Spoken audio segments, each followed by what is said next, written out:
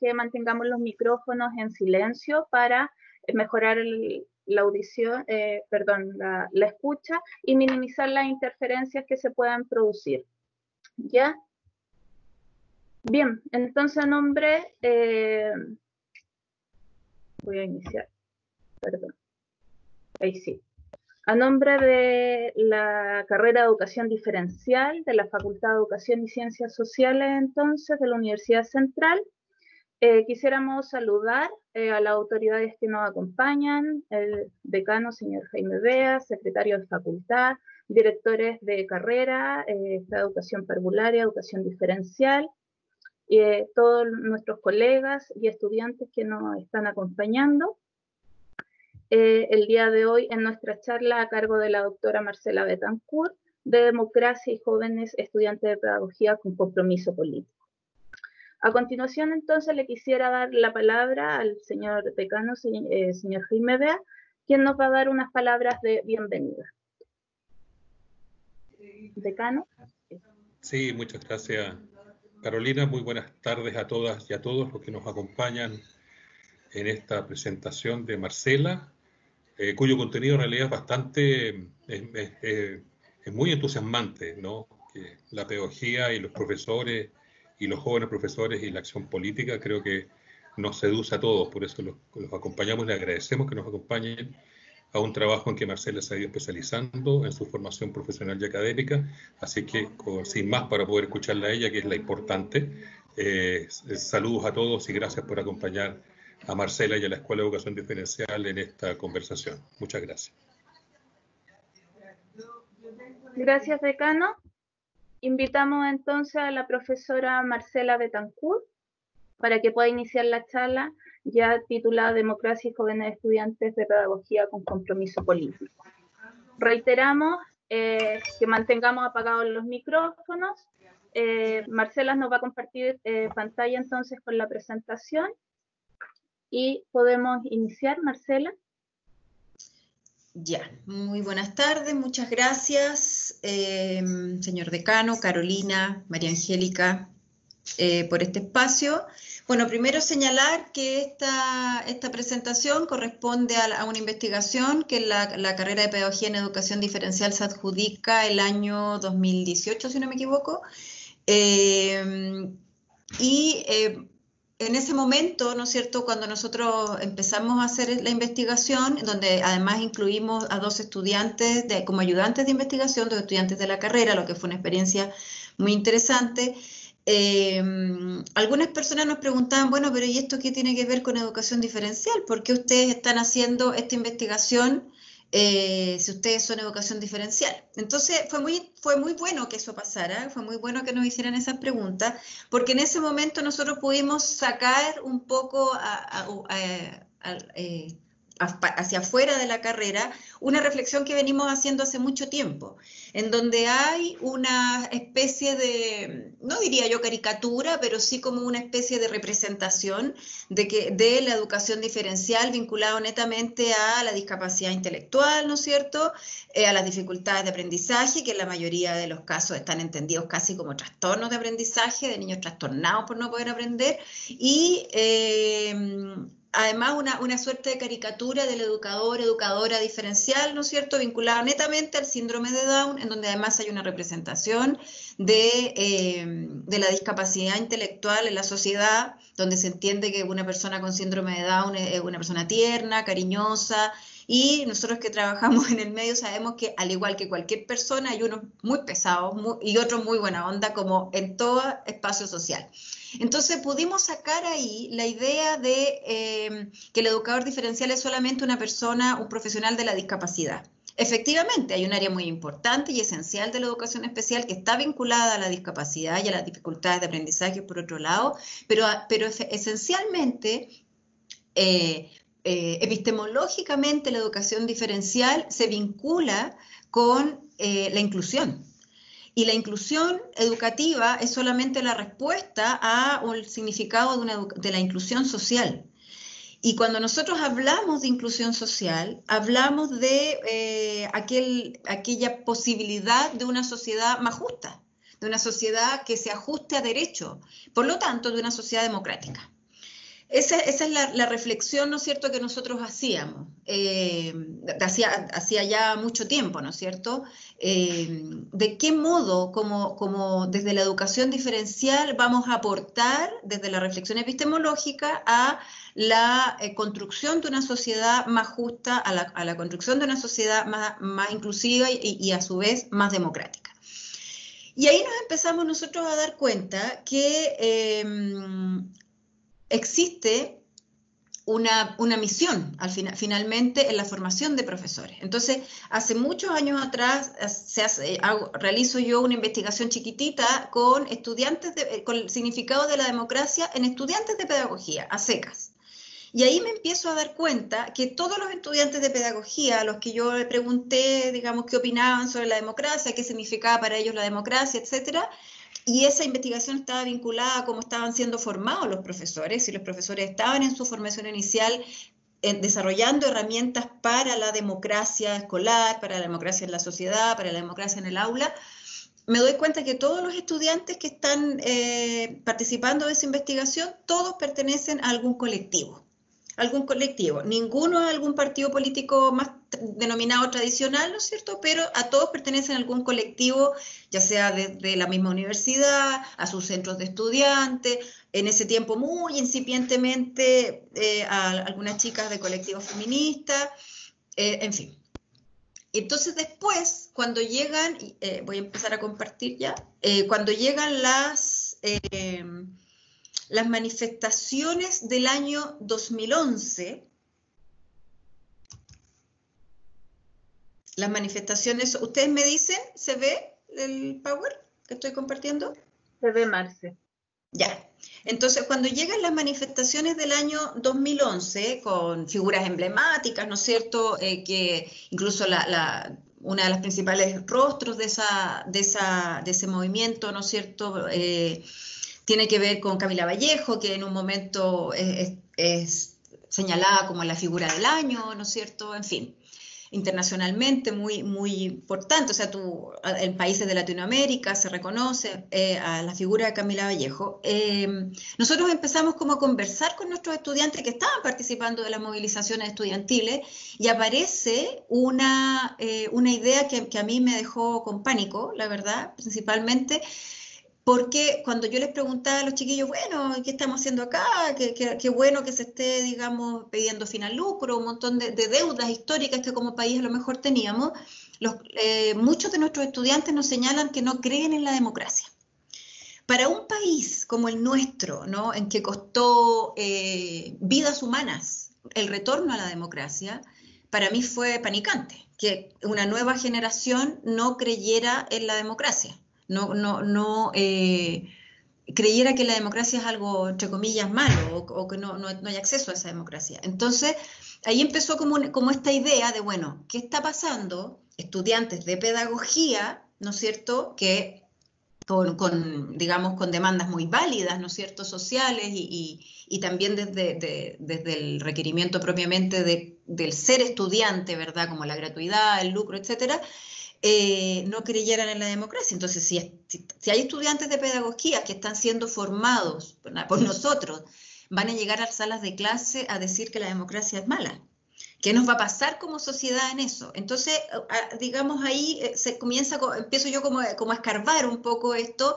Después, bueno, hago mi tesis de doctorado y un par de años después del doctorado hacemos en la carrera esta investigación que es profundización de todo ese otro camino recorrido en donde nos vamos encontrando con esta primera impresión. Ya debo decir, para tranquilidad de ustedes, que esa primera impresión mía era errada. Los estudiantes sí creen en la democracia. Ahora les voy a comentar cómo es esto. Entonces, surge, ¿no es cierto?, esta imagen, ¿verdad?, de ciertos estudiantes del 2011 que después continúa, ¿no? No solo el 2011, que podría ser lo más fuerte de las movilizaciones estudiantiles universitarias, digamos, pero continúan hasta, diría yo, el año 2017 con las tomas feministas de las universidades. Entonces va también la lógica de participación, ¿no es cierto?, política y ciudadana de estos estudiantes, además va variando. Entonces, ¿qué pasa aquí? me doy cuenta yo que lo que tengo que comprender, ¿no es cierto?, en esta investigación es no solamente al estudiante que está ahí, ¿verdad? No es solamente a ese chico, a esa chica que está ahí marchando, ¿no es cierto?, que decide en muchos casos tomarse su universidad, sino que tengo que comprender primero qué significa ser parte de un movimiento social. Y acá hay un elemento bien significativo, porque no es que el movimiento social sean puras cabezas, ¿no es cierto?, que se juntan y se unifican. El movimiento social está lleno, plagado de individuos, ¿no? Es decir, no hay solo personas que van de paso ahí, sino que son individuos que históricamente se hacen parte de ese espacio de movimiento social. Así como diciéndolo como de manera súper cotidiana. No es que ese chico, ese estudiante, ese cabro se levante esa mañana y diga, hoy día me voy a tomar mi universidad. No es que ese estudiante diga, ya hoy día, pucha, que estoy aburrido, ¿qué voy a hacer? En vez de ver Netflix, me voy a la marcha. No, hay un individuo ahí que toma una decisión de ser parte de aquel movimiento social. Y efectivamente el movimiento social varía su vida luego de eso. O sea, ese estudiante que participa de ese movimiento social nunca más es el mismo, porque el involucrarte en ese movimiento social hace que tu vida va por un lado, ¿no es cierto? Y después va por otro camino que es mucho más colectivo, que tiene además de compromiso político, que tiene de compromiso con el entorno. O sea, y a mí no solamente me pasa que lo que quiero es sacarme buenas notas para salir rápido de la universidad, sino que además quiero que al resto de la colectividad puedan estudiar gratuitamente, ¿no es cierto?, que es una demanda histórica, ¿verdad?, de los estudiantes en Chile, que, no sé, que mis abuelos y los abuelos de mis amigos que estén jubilando no jubilen con jubilaciones miserables, sino que sean jubilaciones justas, etcétera. ¿Ya? Que a mis compañeros, ¿no es cierto?, que ya salieron, no tengan una deuda, digamos, arancelaria tan grande luego de haber pagado, ¿no es cierto?, o para pagar su crédito para estudiar. En fin, ya el proceso de colectividad es mayor, ¿no es cierto?, se instala, y la teoría, por ejemplo, de autores como Melucci señala que esa persona que se involucra en el movimiento social, ese individuo, sí, mantiene su individualidad, por supuesto, pero también se convierte en un individuo colectivo. Y es muy interesante el concepto de individuo colectivo, porque se tiende a pensar desde el mundo adulto, ¿no es cierto?, principalmente, que ese joven que está participando de la movilización social está influenciado por otros, ¿no es cierto?, está siendo parte de un rebaño que quiere meter, digamos, hacer desorden en la sociedad, etcétera. Y es todo lo contrario. Ese individuo decide desde su propia individualidad, desde su recorrido biográfico, ¿no es cierto?, el ser parte de ese movimiento social. Entonces, como yo les decía, no es que este estudiante se levante ese día y diga hoy día voy a la marcha porque sí. No, hay un recorrido biográfico que lo hace ser parte de ese movimiento social.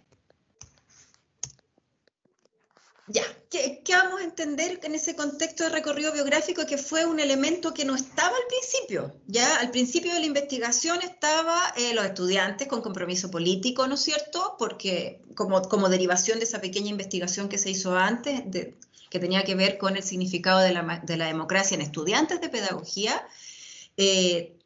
Entonces, el concepto de recorrido biográfico fue un concepto que a mí me aparece en el fondo de la investigación. Yo estaba pensando en los estudiantes, en su compromiso político, en lo que hicieron, pero me voy dando cuenta, ¿no es cierto?, de que ninguno, como yo les decía, en su individualidad decide porque sí. Todos responden a su quehacer de compromiso político, ¿no es cierto?, a su recorrido biográfico. Es decir, todos los significados que los estudiantes y que todos nosotros, ¿no es cierto?, hemos construido a lo largo de nuestra historia, son respuesta al recorrido biográfico que hemos vivido. Vamos a... En la búsqueda de autonomía, todo joven, Paulo Carrano, que nosotros lo tuvimos de visita hace un par de años atrás, especialista en juventud, ¿verdad? Siempre plantea que el joven y la joven están en su camino a la autonomía. Su búsqueda es la autonomía económica de sus padres, la autonomía emocional de sus padres, ¿no es cierto?, la autonomía en las decisiones. Entonces, en ese proceso de autonomía se encuentran con decisiones que son parte de su recorrido biográfico, como por ejemplo la decisión de ser parte de un movimiento social. ¿Ya? Entonces, ese individuo es imposible que se forme aparte de su periodo sociohistórico, independiente de cómo sea ese periodo sociohistórico. Si ese periodo sociohistórico nosotros estamos de acuerdo con cómo se generó o en desacuerdo, eso no influye en que ese estudiante es parte, se forma a partir del periodo sociohistórico que le tocó participar, que le tocó a lo mejor enfrentar, por ejemplo, en caso de, no sé, de los jóvenes que se enfrentan a la dictadura, por ejemplo, le tocó enfrentar ese periodo sociohistórico y lo forma a partir de ese enfrentamiento, del que le toca participar y aportar desde otro aspecto. O sea, pero el periodo sociohistórico te configura a este individuo.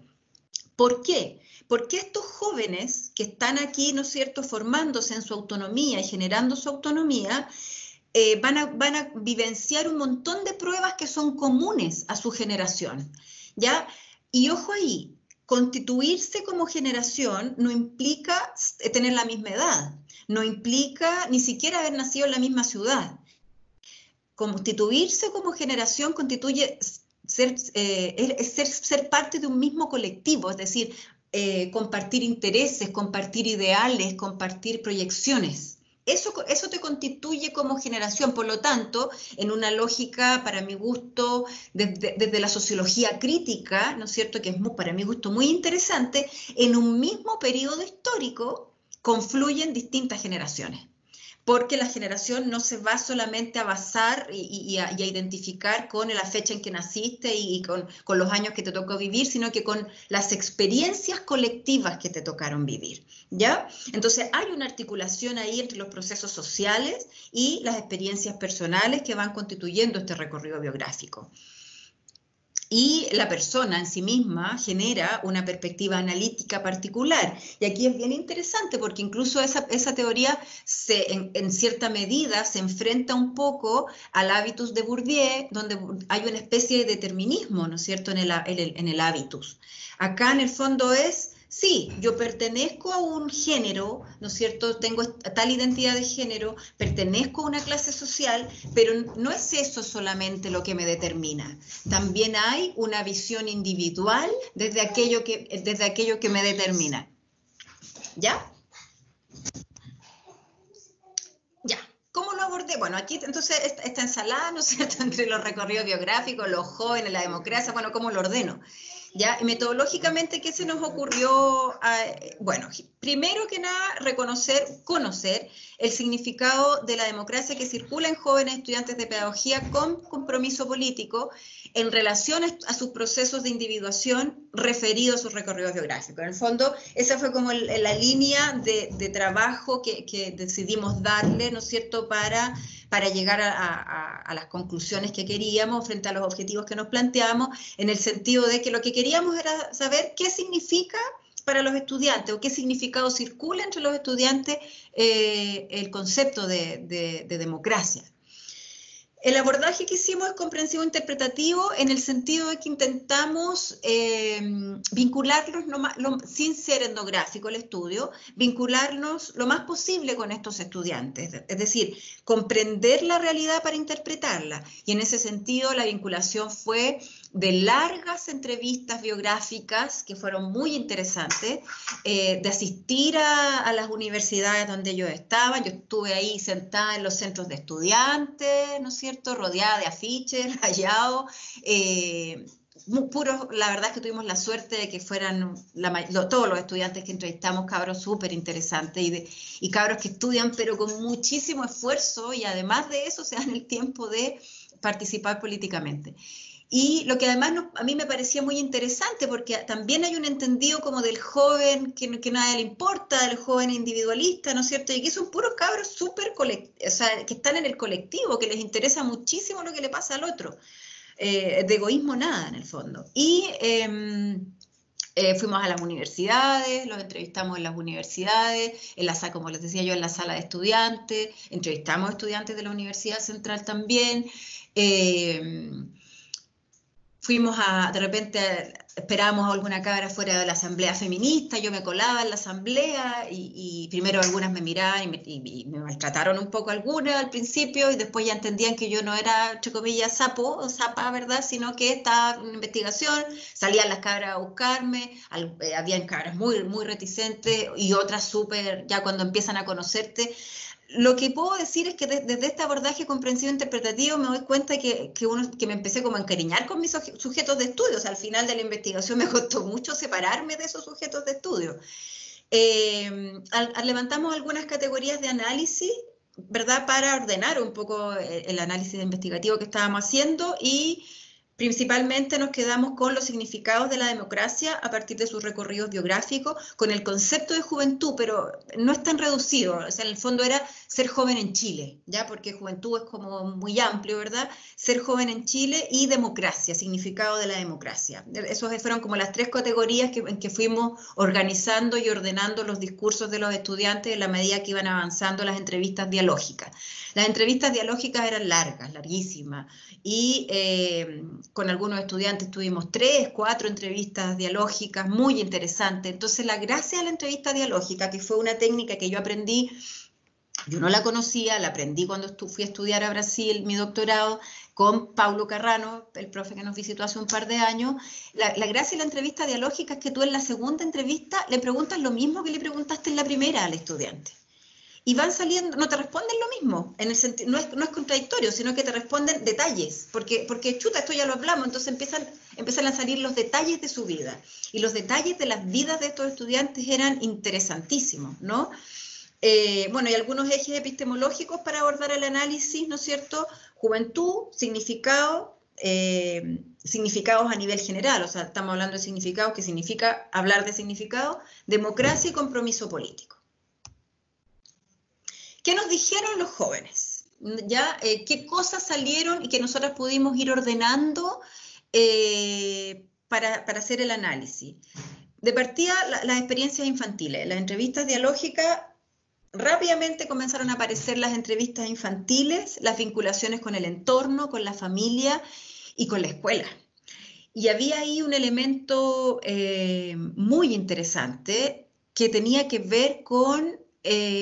bueno, de partida las experiencias infantiles en sus vinculaciones con la familia, todos padres trabajadores, bastante ausentes de la casa, pero para los estudiantes no era dramático eso, para ninguno. Todos entendían que sus padres estaban sacándose la mugre trabajando en el fondo por darles una vida mejor. Muchos señalaban el concepto de vida mejor, la vida que ellos no tuvieron, etcétera. Y eso se vinculaba directamente con mejores posibilidades económicas para sus hijos y, digamos, proyectivamente con estudios, con que sus hijos pudieran estudiar. Ya eso era algo, pero muy, muy, muy importante. En las vinculaciones con el entorno, la mayoría recuerda espacios barriales de mucha solidaridad, muy entretenidos, de muchos niños jugando en la calle, todos juntos, ¿no es cierto?, de amigos del barrio, muy, muy fuerte, pero también algunos, los que venían de espacios un poco más de privados socialmente, ¿no es cierto?, con mayores carencias económicas, recuerdan la precariedad del entorno, también recuerdan la precariedad de sus escuelas, por ejemplo. Y acá aparece algo sumamente importante que yo creo que nos tiene que movilizar, que es que para ninguno era importante haber ido a la escuela, más que para haberse vinculado políticamente, porque eso es otra conclusión que ya vamos a ir viendo. La verdad es que la única gracia que para la mayoría tuvo la escuela fue su vinculación política en enseñanza media, pero la mayoría pasó por la básica como si nada. Otros pasaron con terror por la básica porque había una chica, si no me equivoco, Esther, que señalaba que tenía una profesora que les pegaba cuando no podían leer y ella aprendió a leer en segundo básico, entonces le pegaron todo primero básico, por ejemplo. Relatos así sumamente fuertes. En el caso, hay otro estudiante, Jorge, un cabro muy interesante, que me plantea una cosa que me dejó a mí, pero muy reflexionando sobre el poder de la educación. Él señala que él siempre, toda su vida, es de una familia muy, muy pobre, su madre trabajaba en un frigorífico, su padre se fue rápidamente, en fin, son los dos solos con su mamita, como él siempre señalaba. Entonces, él me dice, yo toda mi vida pensé que a mí me había tocado ser pobre por casualidad, fue el azar, que a mí me tocó ser pobre. Y después de una clase de historia me di cuenta que yo no era pobre por casualidad, sino que era pobre porque había desigualdad en el mundo, porque había un grupo oligárquico que justamente mantenía la pobreza para conservar sus privilegios. Eso se da cuenta después de una clase de historia. Y ahí él dice, él estaba como en segundo medio en ese tiempo, y me dice, y ahí yo decido militar en algo. La fuerza de la educación. En la enseñanza media, las vinculaciones con la escuela son principalmente de represión frente a su compromiso político. A ellos les toca vivir el 2011 siendo estudiantes, algunos de básica, otros ya de media, y 2011, 2012, etcétera, y la mayoría fue reprimido en su establecimiento. Algunos fueron reprimidos por los padres que organizan con perros, en el caso de una chica, Marta, me acuerdo perfectamente cómo ella describía, eran unas bestias, me señalaba, a unos padres que llegan con perros a desalojar el establecimiento que los chicos se habían tomado. Otros, la represión, digamos, de la policía, son golpeados. Hay 2 o 3 que me señalan haber sido golpeados tanto en las marchas como en los desalojos de las tomas. Otra cosa que señalaron los estudiantes fue el concepto de territorio, y ahí yo descubro un concepto que no lo conocía, que también me sale a través de estos recorridos biográficos, y que es que la mayoría de los estudiantes no sienten mayor vinculación con el territorio donde crecieron. Ya, este es el territorio del que ellos se apropian, y ahí aparece para mí el concepto de reterritorialidad. El territorio del que ellos se apropian es primero el liceo, ¿no es cierto? Cuando se lo toman, por ejemplo, ellos crean un territorio ahí que lo sienten casi como una zona de liberación, ¿no es cierto? Una zona propia, un pequeño triunfo, ¿verdad? Y después con aquel compañero que tuviste en la toma, entonces que se convierte en tu mejor amigo, en tu pololo, digamos, estamos hablando de cabros súper jóvenes además, yo creo que hay que ponerse en ese aspecto. A mí me costaba sacarme un poco mi adultocentrismo cuando conversaba con ellos. El territorio para ellos es esa reterritorialidad que surge al momento de tomarse el liceo, y luego lo encuentran en la universidad. Las 3 chicas que entrevistamos de la Universidad Central habían, por ejemplo, participado de alguna de las tomas, ya no recuerdo cuál, y ellas sentían, por ejemplo, una de ellas se sentía a cargo de los chicos del Prufodis. Entonces ella se siente como un personaje importante en este territorio, ¿no es cierto?, porque tiene que entregarle a los chicos del Prufodis, que llegaban todos los días a participar de la toma, rutinas, ¿no es cierto?, contención si quedaba alguna embarrada, que por suerte no quedaron, etcétera, por lo que ellas me relataban. Otra cosa muy importante que salió es la familia, la construcción de significados. La construcción de conceptos de género, si bien muchas de ellas eran feministas radicales, ¿verdad? La construcción en el concepto de género parte desde su familia, parte desde que su mamá les dijo que ellas nunca iban a servir a un hombre, o desde que vieron a sus madres, ¿no es cierto?, subyugadas a un rol, ¿no es cierto?, secundario, desde una lógica un poquito más patriarcal, ¿verdad? Por lo tanto, deciden que ellas no van a ser así. O sea, la construcción de significados surge desde su familia. Lo importante en esta parte digamos, del levantamiento de la información, que es bien preocupante en ese sentido, es que ellos sienten que sus familias demuestran derrota. Ya sienten a sus padres como personas derrotadas, sienten que la mayoría de los padres además participaron de alguna u otra forma en la resistencia a la dictadura, y sienten que no ganaron nada finalmente con eso, porque no pudieron estudiar, ¿verdad? Ninguno de los padres de ninguno de los chicos entrevistados logró estudiar. El papá de una de las chicas estudiaba sociología, fue exonerado, nunca más logró volver a la universidad, y el padre de otro chico estudiaba en la Universidad de Temuco, también fue exonerado políticamente, y tampoco nunca volvió, digamos, a a la universidad. Entonces, hay en la construcción de significado, hay un concepto de derrota. Lamentablemente, y aquí es cuando uno empieza a encontrarle el por qué los chiquillos dijeron en un momento que no creían en la democracia, vinculan en cierto sentido a esa derrota a la democracia, entendiendo que son estudiantes que nacieron en democracia. Ya, yo creo que hay para el análisis que hay que hacer, no hay que juzgar, digamos, sus discursos frente a las vinculaciones que hacen, sino que intentar comprender, ¿verdad?, cómo llegan a vincular la democracia con la derrota. Además, entendiendo que son jóvenes que se han formado en manifestaciones sociales que justamente hacen las exigencias de deuda de nuestra democracia. Para los jóvenes, para todos estos jóvenes, ser joven en Chile no lo consideran difícil, y eso me llamó mucho la atención, y creen que hay espacios de participación para los jóvenes en Chile. O sea, una chica me decía, aquí en Chile tú puedes participar, si quieres participar de cualquier colectivo, tú puedes participar, no te van a matar, me decía, te pueden pegar, pero no te van a matar. O sea, todavía ellos sienten, no logran entender esa parte de la historia como un triunfo de la democracia, no la entienden así, pero sí todavía hay una parte en ellos de confianza social. Ya es bien interesante esa parte. La importancia de su compromiso político es radical, o sea, ellos consideran que se están formando, ¿no es cierto?, en su compromiso político para ser mejores seres humanos y principalmente, y eso me gustó a mí mucho, para ser mejores profesores. Ellos señalan que la militancia que tienen, que ninguna es, solamente un chico militó en las Juventudes Comunistas, después ya no militaba en las Juventudes Comunistas, sino que militaba en un colectivo barrial. Todos militan en colectivos, ya sea feministas, barriales. Había una chica, sí, que yo diría que es la más política de todas, que militaba en el partido, en los trotskistas. ¿Ya? Pero el resto solamente en colectivos asociados a la propia universidad, a sus barrios y al feminismo. Diría yo que el 90% de las chicas que entrevistamos estaban en colectivos feministas. Entonces, su compromiso político, uno incluso me dice, esto no vayas a creer, me dijo que esto es un hobby, esto es mi forma de vida, me decía. Y ellos se ven, además se proyectan siempre como políticos, para siempre, ya vinculados, ¿no es cierto?, a la educación, y también ven, ya en el concepto de democracia, cultura y valores democráticos, se ven como futuros profesores democráticos. Y y era súper interesante, porque cuando tú les preguntabas, bueno, ¿pero qué es un profesor democrático?, inmediatamente salía un profesor inclusivo.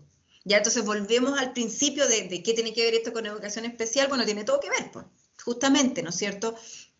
Ese profesor inclusivo aparece como la lógica, la comprensión del profesor democrático, ese profesor que incluye, que entiende al otro, que flexibiliza el currículum, que comprende que todos los estudiantes aprenden de maneras diferentes, que entiende que la vinculación en la educación tiene que darse a partir de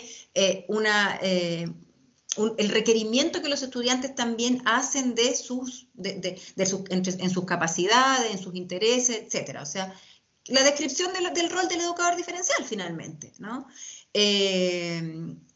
Bueno, y eso así se proyectan todos con una sociedad mejor. Y cuando tú les preguntas por la democracia, y eso es importante como aclararlo, finalmente yo me doy cuenta que no es que no crean en la democracia, no creen en la incompletud en algunos aspectos de nuestra democracia, en eso no creen. ¿Y cómo van a creer si están viendo, ¿no es cierto?, justamente que las deudas que pagan sus padres, ¿verdad?, sus abuelos recibir una pensión miserable, las deudas universitarias con que muchos de ellos están estudiando, etcétera, ¿ya? Por lo tanto, esa es la comprensión que yo les doy. Ellos sí creen en la democracia, lo que a mí me tranquiliza, ¿no? Al final, digamos, en el avance, a mí me Dígame, ¿alguien me quiere hablar? ¿No? Ya. Bueno, como algunas consideraciones finales, el movimiento social con los que los estudiantes participan está en la exigencia de la democracia, porque consideran nuestra democracia aún incompleta, ¿ya? Y por esa misma razón, el acercamiento político que todos ellos tienen es fuera de los partidos políticos tradicionales. Ninguno, aparte de este chico que participó alguna vez del Partido Comunista, y además es muy chistoso porque él me señala, bueno, es que yo veía a la Camila Vallejo y obviamente quería ser del Partido Comunista. Entonces también es una lógica cosificadora que tú también puedes apreciar que dentro de todo su discurso, que es un discurso muy interesante y de una lógica de cambio social súper rica, digamos, todavía conservan elementos sumamente tradicionales como la imagen de la mujer, ¿no es cierto?, bonita, no sé, que me hace hacer cosas, es la imagen de Eva, ¿ya? Entonces, desde esa perspectiva, ¿no es cierto?, ellos, la exigencia, ¿no es cierto?, que hacen a la sociedad es completemos por fin nuestra democracia, algo así. El principal significado que circula en los estudiantes de pedagogía, ¿no es cierto?, sobre la democracia es participación. O sea, es para ellos el significado de la democracia es participación. Entonces, es muy interesante porque ¿cuál es el profesor democrático entonces? Es el profesor que permite participación en su sala de clase. Y cuando tú le preguntas qué significa participación, significa que los estudiantes puedan decidir, por ejemplo, qué quieren hacer ese día en cuanto a los contenidos. Jamás ellos hablan de salirse del currículum ni nada de eso, sino que hay un currículum oficial, pero ¿cómo lo vamos a abordar hoy día? Que los estudiantes tengan participación en eso, tengan participación en una especie de democracia del conocimiento en la sala de clases, ¿no? Que el estudiante no tenga que reproducir el conocimiento del profesor, sino que haya construcción democrática del conocimiento. Hay una cosa que nos llega a nosotros, los adultos, que es que ven a nuestra generación, la generación de sus padres, como una generación aplastada, así tal cual yo estoy poniendo lo que ellos decían, una generación con miedo y que principalmente no consiguió hacer los cambios sociales. Y ahí me llamaba mucho la atención que para todos los entrevistados ellos tenían una total convicción de que ellos sí iban a lograr hacer los cambios sociales. Incluso una cabra me dice, porque si no lo hacemos vamos a perder igual que nuestros padres. O sea, también hay en ellos una especie de obligación, ¿no? Ellos sienten en su compromiso político que han adquirido una obligación social de hacer estos cambios sociales, si no, se van a ver igual de derrotados que sus padres y ellos no quieren esa derrota. Acá es sumamente importante señalar, me parece importante señalar algo, porque yo diría que de los estudiantes una no, el resto todos tienen historia de violaciones a los derechos humanos en sus familias en dictadura. Un tío desaparecido, un tío torturado, sus propios padres exonerados, un padre que tuvo que arrancar a Argentina, en fin, ya es una abuela golpeada duramente, ¿no es cierto? Todos tienen, a pesar de que ellos no hayan vivido la dictadura, todavía es una generación que vive los embates de la dictadura. Entonces a mí me daba la impresión, yo partí esta investigación entendiendo que estos chicos eran hijos de la democracia, entonces por eso a mí me da al principio, yo reconozco como rabia, que siendo hijos de la democracia no creyeran en la democracia. Y me doy cuenta cuando termino que no son hijos de la democracia, son nietos de la dictadura. Y eso yo creo que también nos tiene, desde la formación docente, desde la academia, ¿no es cierto?, desde la construcción de conocimiento académico, nos tiene que remecer un poco, ¿no? ¿Cómo es posible que todavía estudiantes de 20 años, ¿no es cierto?, sigan sufriendo lo que no sufrieron? No sé si me entienden, es decir, todavía ellos sufren a su tío desaparecido al que ni conocieron, porque su abuela lo sufre, porque sus padres lo sufren. Entonces, esa aproximación yo creo que es interesante, es como decir, ¿qué hacemos para que las generaciones que vienen nos sigan siendo, entonces, bisnietos de la dictadura? O sea, ¿cómo hacemos que por fin tener hijos de la democracia? Yo creo que ese es un desafío interesante para los adultos acá. Bueno, aparecen conceptos como cultura democrática, que implica equidad, valores democráticos que implican participación y libertad. Estamos hablando de cabros de 20 años, su sensación de libertad es súper grande, envidiablemente grande, por lo tanto, asociado a la cultura democrática y a los valores democráticos está el concepto de libertad. Y por supuesto que creen absoluta, y ninguno lo dudó, creen en la posibilidad de la construcción de una escuela realmente democrática y a ellos y ellas como profesores democráticos. Eso, voy a dejar de compartir pantalla para que conversemos, dialoguemos, en fin. Bien. Gracias, Marcela, por la presentación, una presentación muy clara, muy enriquecedora, atingente sobre todo en los tiempos actuales que últimamente han sido tan potentes en nuestro país. Queremos entonces dejar abierta la instancia para que podamos conversar, podamos realizar algunas interrogantes quizás o algunos comentarios al respecto de la temática planteada por Marcela.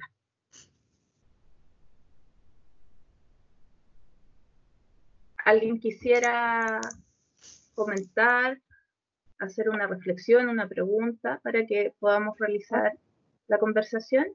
Hola, ¿me escucho? Hola, Sí, Esteban, muy sí, bien. te escuchamos. Hola, Esteban. Hola, bueno, yo quería comentar algunas cositas sobre lo que nos explicaba la profesora, quizás como factores quizás influyentes dentro de esta concepción de la democracia que ella vio en su estudio. Y desde mi propia experiencia también yo creo que claro, se habla mucho de la dictadura y de la quizás el retorno a la llamada democracia, porque yo creo que hasta el día de hoy no hay democracia, eh, como desde posturas antagónicas. Quizás por eso los estudiantes, y me incluyo también, tenemos esta concepción de la democracia como algo no alcanzable o algo en lo que no creemos, porque las vivencias, las experiencias que tenemos desde el llamado retorno a la democracia son nefastos. Si bien no vivimos la violencia profunda que vivieron nuestros padres, nuestras madres, vivimos represión de distintas formas. O sea, los que tienen el poder tienen formas de reprimir nuevas, tecnológicas, modernas, que no son directas en cuanto a matar a alguien, a torturar a alguien como lo eran antes. Quizás eso también es sumamente influyente de considerar que hoy en día existen nuevas formas de represión, tanto en instituciones del Estado como en las mismas universidades y en los mismos colegios, hasta en los mismos jardines infantiles. Yo encuentro que si bien la tarea de la democracia no es solamente de los estudiantes, también es de los profesores, y hay que hacer pequeños cambios, como por ejemplo yo creo que si ahora nos reunimos para hablar sobre democracia, creo que también deberíamos abordar este concepto o esta definición con un lenguaje mucho más inclusivo. Siento que es patriarcal referirse todo el tiempo a un colectivo de personas como como un cuestionamiento más que nada lo planteo. Y eso, eso, muchas gracias. Muchas gracias, profesora, estuvo muy buena la charla, me encanta. Hola, Esteban, qué bueno saludarte, espero estés muy bien. Mira, sí, yo atiendo a lo que tú señalas. Yo creo que todavía nos falta instalar un poco más el lenguaje inclusivo, aunque hemos avanzado. A mí me cuesta el LES, reconozco, y eso un reconocimiento personal. Tal vez yo habría que cuidar más el las y el los. Yo sé que para tu generación es súper importante el LES también. Y te agradezco lo que señalas. Y sí, yo creo que en las manifestaciones sociales que hemos visto desde a partir del año pasado, del 18 de octubre, que fueron... No es que no pensáramos que algún día en Chile iba a haber un estallido social, porque además los profes de historia presentes sabrán que no es el único estallido social que Chile ha tenido. Pues Chile a lo largo de su historia ha tenido un montón de estallidos sociales, nunca han terminado muy bien, que digamos. ¿Ya? Entonces, yo creo que sí, que efectivamente las imágenes de represión durísimas que vimos a estudiantes totalmente desarmados, ¿no? Fueron impactantes para todos y nos dejan claro que tenemos una cultura instalada en nuestro país que naturaliza la represión, porque fíjate que yo me pasaba a mí que cuando empecé a ver las primeras ¿cómo se llama? Cuando se evadían, los cabros empezaron a evadir un día lunes, un día martes, yo veía las primeras imágenes y era como, oh, cómo les están pegando, pero chuta, hasta que un amigo de Brasil me llama por WhatsApp y me dice, pero ¿qué está pasando? ¿Por qué están permitiendo esto? Y yo misma, que me considero una persona consciente de los derechos humanos, me doy cuenta cómo hemos naturalizado en Chile las medidas de represión de la policía en estas situaciones de explosión social. Y era como, claro, le están pegando a los cabros, qué pena, qué fome, pero cuando otra persona de otro país te dice cómo lo están aguantando ustedes, cómo no salen ustedes a defenderlo, te das cuenta que efectivamente como país hemos naturalizado, y siento yo que a lo mejor lo que ocurre también es que no ha habido una real reformulación de las fuerzas que, digamos, que están destinadas a defender en cierto sentido al Estado, ¿no? No hubo un cambio de paradigma, pues a lo mejor nos engañamos nosotros en la ilusión que tuvimos en los 90, ¿no es cierto?, principios de los 2000, que había habido un cambio de paradigma, y no, en estas representaciones nos damos cuenta que está ahí mismo. Por lo tanto, te agradezco tu intervención, Esteban, me alegro mucho que hayas podido participar y que te haya gustado, y voy a aplicarme con un lenguaje más inclusivo. Ya lo conversamos alguna vez en clase, me acuerdo.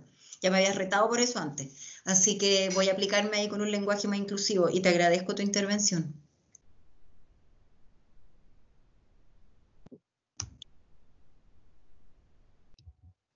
¿Alguien más?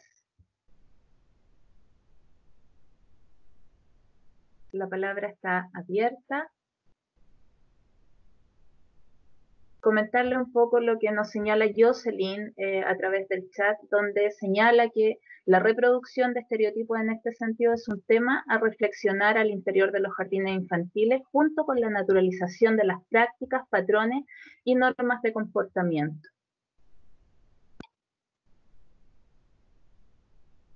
Caro, mira, atender un poquito lo que señala Jocelyn. ¿Quién mejor que ella, digamos, para hablar de ese espacio puntual que son los jardines infantiles? Yo creo que justamente de eso se trata. Si nosotros lográramos cambiar desde los jardines infantiles, porque Chile tiene una gracia que se nos olvida. Chile es si no me equivoco, el único país de Latinoamérica que tiene obligatoriedad desde los 4 años hasta cuarto medio. Ya, por lo tanto, tenemos que aprovechar esa obligatoriedad. O sea, nosotros tenemos ahí una herramienta, porque la educación es un derecho. Entonces nosotros ya tenemos un piso interesante ahí. O sea, las estudiantes los niños y las niñas, la juventud del país están obligados a ir al colegio. Por lo tanto, tenemos un espacio maravilloso de deconstrucción social. Entonces, como bien señala Jocelyn, tal vez qué diferente sería si la reproducción de esos estereotipos no se realizara desde el jardín. Y claro, efectivamente, yo tengo, y así ya como mamá, porque no soy especialista en infancia, pero recuerdo a mis hijos cuando en las típicas fiestas de disfraces, todas las niñitas de princesa y los niñitos de futbolista, de bombero, futbolista principalmente, me acuerdo. Entonces, esa reproducción de los estereotipos se da desde los jardines infantiles todavía, a pesar de que existen un montón de líneas en relación a eso, desde la política pública, desde el currículum, pero por alguna razón no logramos hacer ese cambio. Así que qué distinto sería en el fondo si, como país, aprovecháramos esta obligatoriedad escolar y de formación para ese cambio de estereotipos también. Hay más como preguntas en el chat, Rodrigo. ¿Lo leo, Caro? ¿O lo lees quieras, tú? Sí, si quieres Rodrigo, lo leo yo. Ya, vale. Rodrigo Sangüesa señala que la escuela en particular es un espacio social de reproducción y que por ello es el foco, porque ahí es donde se reproducen las desigualdades y en ese caso cobra fuerza la resistencia. Mira, es súper interesante lo que nuestro amigo queridísimo Rodrigo Sangüesa señala, porque efectivamente todos estos chicos, ninguno comenzó su vinculación política en la universidad. Eran todos estudiantes universitarios de pedagogía y todos comenzaron su vinculación política en los liceos. Incluso hay un chico que vivía en Puente Alto y que todos sus amigos se van a estudiar a liceos emblemáticos y queda muy solo en Puente Alto. Al final convence a su mamá de que lo deje venir a estudiar, pero la mamá lo deja llegar hasta el liceo este que está en 10 de julio, ¿cómo se llama? Que es bien emblemático en cuanto a movilización social. Confederación Suiza. Es el Confederación Suiza, muchas gracias. Y entonces él dice, yo llego al Confederación Suiza y me cambia la historia de la vida, porque es muy chistoso porque él dice, hubo asamblea en el patio y había que votar la toma, y yo voté la toma, decía, yo ni sabía por lo que estaba votando, pero que yo quería participar de eso, ya, o sea, en ese sentido, estamos hablando de un cabro de 15 años, entonces tampoco se le puede pedir, digamos, la reflexión de un adulto, porque ni siquiera los adultos a veces reflexionamos tan profundamente. Entonces, justamente se convierte las desigualdades que hemos reproducido socialmente, la segregación social que tenemos en nuestra sociedad, que se reproducen, ¿verdad?, duramente en las escuelas, se convierten en las escuelas que despiertan, en las escuelas, liceos emblemáticos, en los espacios digamos, de mayor reflexión, a lo mejor se convierten en espacios de resistencia. No por nada nuestro estallido social del 18 de octubre lo generan los estudiantes secundarios. Ellos parten con el estallido. Después los adultos vinimos a tocar cacerola a la Plaza Ñuñoa, al menos en mi caso, el día viernes. Pero los cabros estaban desde el lunes haciendo evasiones. Por lo tanto, por alguna razón, y no es solo por juventud o por la locura de la juventud, no. Yo creo que hay que buscarle un poco más. Por alguna razón son los secundarios los que generan, digamos, un estallido desde la necesidad que teníamos, ¿no es cierto?, como país, de decir, ya, pues córtenla de decirnos que nos levantemos más temprano para pagar menos en el metro, córtenla de decirnos que mis hijos son unos campeones, córtenla de decirnos que vamos a hacer vida social en los consultorios, en el fondo, ¿no? Y los que reaccionan son los estudiantes secundarios, porque los adultos peleamos con la tele, peleamos con la radio, pero los que dijeron ya, pues, córtenla, fueron ellos, y nosotros nos vinimos después. Entonces, yo creo que es muy interesante por eso lo que señala Rodrigo, en qué sentido y cómo vamos a canalizarlo como adultos también, ¿ya? Porque cuando uno de repente ve las imágenes del Instituto Nacional, la situación que se vive ahí es riesgosa. Que un estudiante decida quemar la sala de profesores, nosotros lo hemos conversado mucho con los profesores de la facultad. No está bien que un estudiante vaya y queme la sala de profesores, porque es una situación además violenta, riesgosísima. Pero ese cabro no dijo ese día, ay, ¿sabes que voy a quemarle la sala a estos viejos? No fue así. Fue producto de todo un recorrido en donde él se sintió violentado por esa sala de profesores hasta que un día dice, ¿sabes qué? La quemamos. En un acto irracional, absolutamente, ¿no? Pero es parte de ese recorrido biográfico. Yo cuando estaba investigando esto, y que me aparecía el tema del Nacional, me enteré de algo súper que me llamó mucho la atención. La primera movilización estudiantil de estudiantes secundarios en Chile fue de estudiantes del Instituto Nacional. Fue, no sé, hace miles de años. No recuerdo la fecha, lamentablemente, pero principio del siglo XX seguramente, no sé. Y la exigencia era que se dejara de utilizar el cepo, donde ponían a los esclavos. Entonces yo dije, esto es un error. Y no, efectivamente, le pregunté a una amiga mía que es profesora de historia y me señala, sí, efectivamente, en el Instituto Nacional se hacían los castigos, eran verdaderas torturas, y a los estudiantes que se portaban mal, porque era internado en ese tiempo, se les ponía en el cepo. No quiero decir que hoy en día hagan eso, ¿no? Pero hay distintos tipos de cepo. No necesitan ponerme, digamos, al sol con el cepo para ponerme en un cepo, no sé cómo explicarlo. Entonces, hay diferentes formas de normalización de la violencia simbólica, incluso en las escuelas, que hace que los estudiantes se rebelen contra eso. Súmale a toda la violencia social que ven en los espacios donde crecen, porque la segregación es violenta. Cuando tú te sientes segregado, es violento, ¿no? Entonces, efectivamente, el espacio de resistencia... Ahora, el espacio de resistencia es colectivo, y yo insisto, es importante y es bueno. ¿Cómo lo vamos a canalizar en el mundo adulto? Yo creo que es nuestro desafío, porque no creo que lo que pasó el 18 de octubre sea lo último que vaya a pasar en Chile. Bien. ¿Puedo hablar? Todo lo que quieras. Claro, Mariela. ¿Sabes qué me pasa a mí? Que yo siento que, a ver, estos espacios de resistencia en la escuela, estos espacios de resistencia en la educación superior, también tienen un elemento que para mí es clave. Y es que siento que esa reflexión profunda que hacen los estudiantes respecto de la necesidad de expresar aquello que los está oprimiendo, esa reflexión es la que no hemos hecho los profesores. Por lo tanto, la respuesta a esa opresión es la resistencia en la escuela, es la resistencia en la educación superior. Es decir, cuando se habla de una democracia, ¿no es cierto?, y los chiquillos representan la democracia como la posibilidad de participar, yo diría, ¿por qué no nos devolvemos la pregunta y nos miramos nosotros como profesores, en este caso formadores de formadores, cuán democráticos somos nosotros en el minuto de hacer clase?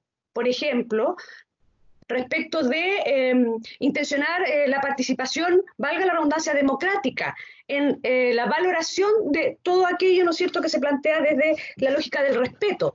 ¿Te fijas? O sea, a mí me pasa que cuando está este discurso de que los estudiantes son, me parece fantástico y yo creo que es maravilloso lo que está ocurriendo porque es un movimiento que es necesario escuchar. Y para mí esa es la palabra clave finalmente. Los estamos escuchando porque, insisto, esta resistencia es producto de interacción, es decir, los chiquillos en el espacio educativo, llámese universidad, llámese escuela, no están solos. Están entre ellos como colectivo, ¿verdad? Pero están los otros integrantes de esa comunidad escolar que probablemente no han generado un espacio dialógico que les permite a los estudiantes, ¿no es cierto?, sentirse partícipes de una comunidad. Y siento que lo mismo nos ocurre a nosotros como formadores de formadores, es decir, cómo, porque creo que es una tarea tremendamente relevante, cómo hacer un aporte allí a convocar a la reflexión de los estudiantes para sentirse partícipes de su propia formación, pero también de la construcción de un relato que los haga sentir, ¿no es cierto?, que son un aporte, ¿sí? Porque esta situación de rebeldía y de resistencia como que está separada, no sé si me explico, es decir, ellos están por un lado y nosotros estamos por otro, y siento que en este ámbito, ¿no es cierto?, hay una comunidad que somos todos los que estamos en esos espacios, no son solo los estudiantes. Entonces, en realidad aquí el tema es como la reflexión respecto de lo que se está conversando más que la pregunta, ¿no? Es decir, cómo nosotros en el fondo hacemos esta reflexión para abrir esos espacios que me parece que son tremendamente necesarios para construir una educación más participativa, más democrática, que permita sentir que avanzamos, ¿sí? Porque coincido con la Marce que hay avances, por cierto, ¿no es cierto? Pero me parece que los formadores de formadores tenemos una tarea ahí sumamente potente. Gracias, Marcela, por tu charla. Me pareció tremendamente interesante. Gracias, Mariela, muchas gracias. Sí, no, yo creo que esto no, o sea, lo que ha venido pasando, bueno, yo espero volver a que la carrera se vuelva a adjudicar un fondo de investigación, y a mí me encantaría que la próxima investigación fuera el significado de la democracia de los estudiantes que participaron del estallido social, digamos, de las evasiones principalmente, los estudiantes secundarios, porque la idea, digamos, que tú planteas justamente es dónde estamos en el colectivo con ellos, por qué ellos se revelan a nosotros, que nos creemos, además, y estamos convencidos, no nos creemos, estamos convencidos que somos profesores democráticos, que somos profesores que hemos transformado, ¿no es cierto?, en muchos aspectos el paradigma de la educación, que somos profesores inclusivos. Entonces, ¿cómo hacemos en el fondo? Yo creo que nos interpela la realidad y nos desafía. ¿Y nos desafía en qué sentido? En que tenemos, yo creo, la tarea de homologar nuestra teoría a la realidad. Es decir, yo le enseño todos los días a mis estudiantes que tengo que flexibilizar el currículum, que tengo que ser un profesor democrático, inclusivo, bla, bla, bla. ¿Qué tanto soy yo un profesor que flexibilice el currículum, que soy inclusivo, que, ¿entiendes? lo mismo que me señalaba hace un rato Esteban, ya, pero no usaste lenguaje inclusivo. ¿Qué tan inclusiva eres? ¿Sí? Entonces, yo creo que es muy interesante que nuestros estudiantes nos interpelen y los jóvenes, y yo creo además que vivimos además en un adultocentrismo desde de la razón, es decir, los adultos tenemos la razón, ustedes o son atarantados o se están equivocando o no saben qué es lo que pasó, ¿no es cierto? No se saben cuidar. Nosotros vivimos una experiencia durísima como sociedad, ustedes nacieron en democracia. Yo creo que a mí esta investigación y el ser madre de una adolescente me ha hecho cambiar ese discurso. O sea, cada generación con su desafío, ¿no? Cada generación y cómo como adultos nos vinculamos y con ese desafío de esa nueva generación. Eso. No sé si habrá alguna otra pregunta. Vamos cerrando.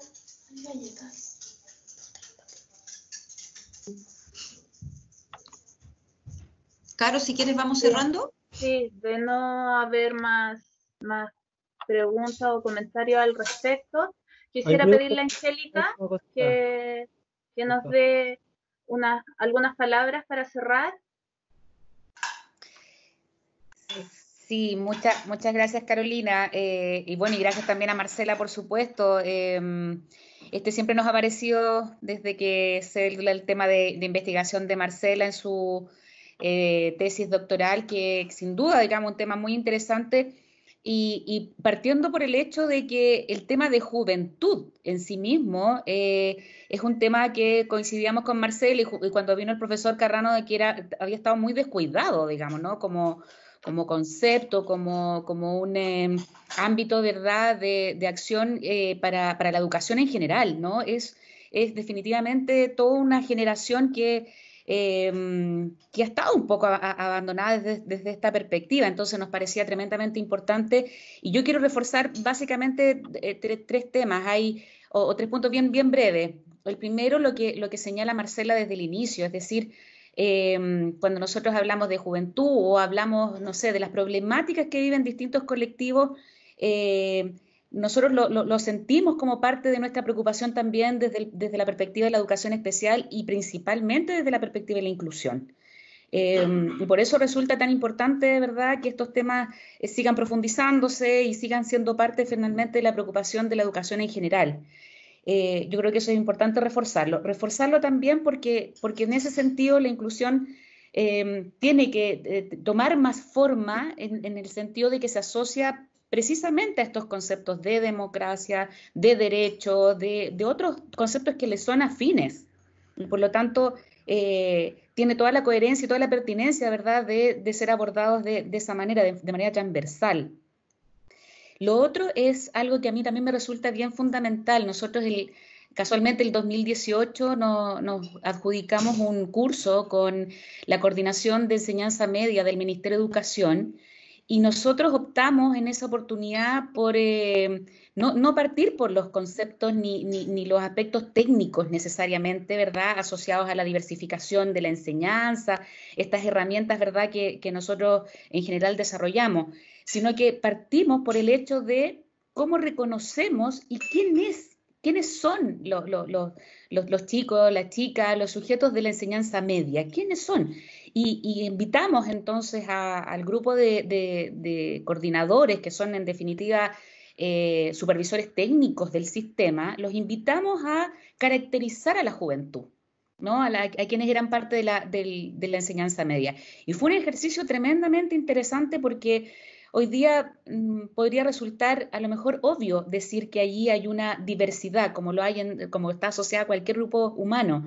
Sin embargo, al momento de la educación parece ser que el sentido de la diversidad tampoco está tan presente, ¿no? Entonces, son jóvenes, ¿verdad?, que provienen de distintos lugares, que tienen distintas necesidades, que tienen distintas características, que tienen distintos intereses, ¿no? No necesariamente los podemos categorizar en aquellas lógicas tradicionales, ¿no?